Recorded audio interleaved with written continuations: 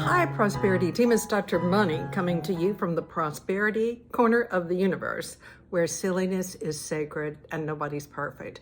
I am your POP, your Professor of Prosperity, and I'm here so that all of our lives can pop with prosperity. I want to talk to you about one of the key points in having a prosperous relationship. The prosperity of relationships is very simple. This key issue is let them be. Now, I'm talking about in general. I'm not saying if you see somebody crossing the road and they're getting ready to get run over by a car that you don't pull them out of the way because they didn't see the car. I'm talking about in general when we have all kinds of demands and all kinds of thoughts about how we want the people in our lives to change. And these are especially thoughts that we have in our head about it. It's like, well, I wish they'd do this. I wish they'd do that. They know, and at a subtle level, there's like a withdrawing. There's a protection.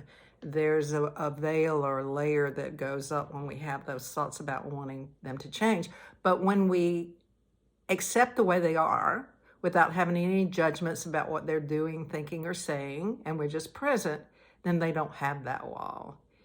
It's like if we see somebody that's getting ready to jump off a cliff and we go behind them and we want to pull them off the cliff, then that's one model. But the thing about it is, if they're getting ready to back away themselves because they looked down and thought, yeah, I don't want to do this, they can't, because we're behind them, holding them in place. But if we weren't there, they could look and say, I'm not going to do that. And then they step away. They step away from the edge of the cliff. So we don't want to keep people on the edge of their cliff by holding on to our shoulds for them.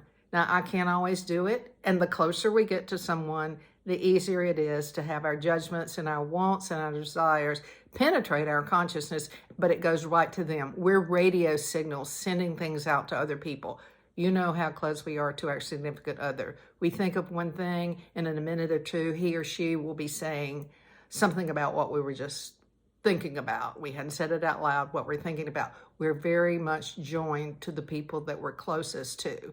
So the best rule of thumb is to let them be as they are. Now, if they ask for advice, of course we give it to them. This is my best shot. We give advice. But if they don't ask for advice, it harms them and us too to keep holding shoulds in our mind. They should look a certain way. They should get their hair cut. They should dress a certain way. And I knew that. I do that. But I will tell you, when we take down those demands in our minds, you'd be surprised at how much energy we get back, because it takes a lot of energy to want people to change.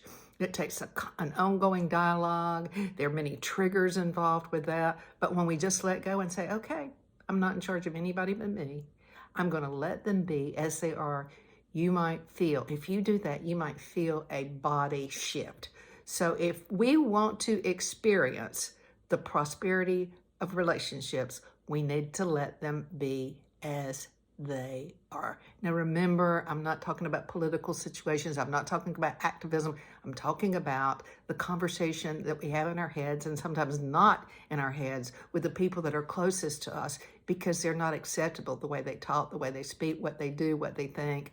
We can't manipulate them and control them, even in our mind, because we do it in our mind. So let them go. Let's let them go. We will take no prisoners. So let's take a deep breath in, and as we breathe in our good. And as we exhale our intention that all other beings receive their good as well. Remember that our burdens have lifted, our cares are few, our joys are unlimited.